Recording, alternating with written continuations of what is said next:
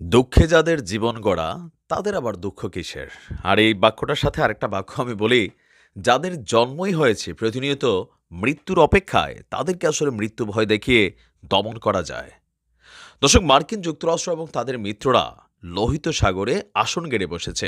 উদ্দেশ্য একটাই, তথাকথিত সভ্য রাষ্ট্র এদের দুষ্ট সন্তান ইসালকে রক্ষা করার জন্য। আর সেই ইসালের বিরুদ্ধে আমাদের বীররা যখন লড়াই চালিয়ে যাচ্ছে, মাঝখানে একটা বড় ধরনের দেয়াল তৈরি করার চেষ্টা করেছে মার্কিন যুক্তরাষ্ট্র এবং তাদের মিত্র শক্তিরা। কিন্তু কতটুকু সফল হয়েছে? আমাদের বীরদেরকে কি ভয় সৃষ্টি করতে পেরেছে? না, পারেনি। গতকালকে আমাদের বীরদের বিরুদ্ধে ছোট একটা অভিযান চালিয়েছিল ইঙ্গো মার্কিন বাহিনী। মানে ইয়েমেনের বিভিন্ন স্থানে যেখানে বীরদের আস্তানা আছে, মেশিনারিজ আছে, সেখানে বিমান হামলা চালিয়েছিল। কিন্তু ভুলে গেছে মাসটা কি, রমজান মাস। বীরদের শরীরে ইমানি চেতনা বা জজবাটা অন্যান্য সময়ের তুলনায় কয়েকশো গুণ বেশি আছে, এটা আসলে বুঝতে পারে নাই। আমাদের বীরদের বিরুদ্ধে হামলা চালানোর মাত্র কয়েক ঘন্টা পরেই লোহিত সাগরে তরলীকৃত প্রাকৃতিক গ্যাস এলপিজি বহনকারী যুক্তরাষ্ট্রের একটি ট্যাঙ্কারে ক্ষেপণাস্ত্র হামলা চালিয়েছে আমাদের ইয়েমেনের বীর গোষ্ঠীরা। একই সঙ্গে ইসরায়েলের ইলাত অঞ্চলকেও ক্ষেপণাস্ত্র দিয়ে লক্ষ্যবস্তু করা হয়েছে বলে জানিয়েছে বীররা। আপনার ইরান সমর্থিত ইয়েমেনের মুখপাত্র ইয়াহিয়া ভাই এই খুশির সংবাদ তিনি দিয়েছেন। ভিডিওটি সর্বোচ্চ শেয়ার করবেন।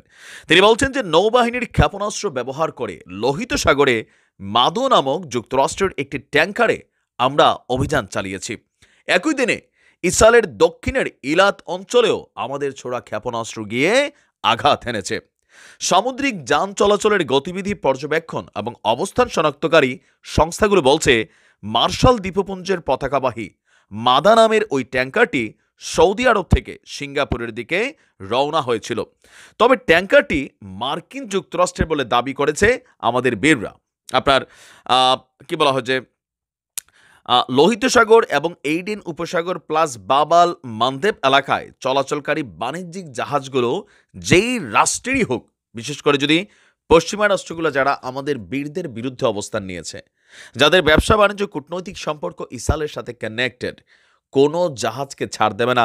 সীমানা তো আরও বাড়াই নেবার ভারত মহাসাগরে কিন্তু আইনা ফেলছে যে ভারত মহাসাগরে ইদানিং সোমালিয়ান যে জলদস্যুরা, এখানে একটা তথ্য দিয়ে রাখি, আমাদের বীরদের কিন্তু একটা এন্টি পার্টি। তবে সোমালিয়ান জলদস্যুদের অতীত ইতিহাস দেখলে মনে হয় যে এই জাতিটাকে অপরাধী হিসাবেই জন্ম দেওয়ার জন্য সর্বোচ্চ প্রচেষ্টা চালিয়েছিল এই পশ্চিমারা। আপনারা একটু ইতিহাস দেখতে হবে। আজকে বললাম না যে কেউ জন্ম থেকে অপরাধী হয় না, কিছু কিছু মানুষের হিসাবটা আলাদা থাকে, পশ্চিমাদের হিসাবটা আলাদা। এদের এই রাষ্ট্রগুলোর সভ্যতার সূচনা থেকেই এদের কর্তৃত্ববাদী মনোভাব। একসময় এই যে দেখেন আজকের দিনে মার্কিন এই যে যুক্তরাজ্য, দরকার আছে তোদের ইয়েমেনের সাথে যে পাঙ্গা লাগানোর, এটা কেন লাগাইতেছে? মোরল, হ্যাঁ, কারণ এদের বন্ধু হচ্ছে ইসাল। আচ্ছা, যুক্তরাজ্যরই কি ইয়েমেন কোনো ডিস্টারবেন্স করছে? মার্কিন যুক্তরাষ্ট্র কি ইয়েমেন কোনো ডিস্টারবেন্স করছে? করে নাই। তো মানে আমেরিকার যদি দেখতাম যে ধর্মীয় দিক থেকে না দুইটা একই দেশ, যেমন like north Korea south Korea, যে আগে এক ছিল এখন আলাদা, মাতৃত্ব ভ্রাতৃত্ব কিছুই তো নাই ভাই। এরা করে কি এদেরকে বস মানানোর জন্য ওই রাষ্ট্রগুলোর কাছে একটা প্রোটেকশন মানি নেয়। আর যখন এদের বিরুদ্ধে কেউ সোচ্চার হয়, তখন এরা সকলে মিল্লা পঙ্গপালের মতন ঝাঁপায়া পড়ে। কিন্তু দুর্ভাগ্যজনকভাবে সত্য হচ্ছে, সারা বিশ্বে আমরা মুসলমানরা যত কথাবার্তা বলি, আমাদের মধ্যে এত ডিভাইডেশন শুধুমাত্র আমাদের বাংলাদেশেই। তরিকাগত দিক দিয়ে নাকি 2 লক্ষের উপরে পীর দরবার বা ডিভাইডেশন আছে। তো আপনি জাতির কি করবেন? এক জাতি নেমে আরেক জাতি কি করে? ফেসবুকে এরা হাস্য তামাশা ট্রল এগুলা করে। আমরা নিজেদেরকে নিয়ে ব্যস্ত। বাট এই ব্যস্ততার মধ্যেও আমাদের সেই পবিত্র ভূমির ভাইদের জন্য যেই ভালোবাসা দেখাচ্ছে আমাদের ইয়েমেনের বীররা, নিঃসন্দেহে এটা প্রশংসার দাবিদার রাখে। আমরা মনে করি যে একদম সমুচিত শিক্ষা দেওয়া হয়েছে। লাগতে আসবা। আমরা তো ভাই বললাম না, আমাদের তো উদ্দেশ্য একটাই।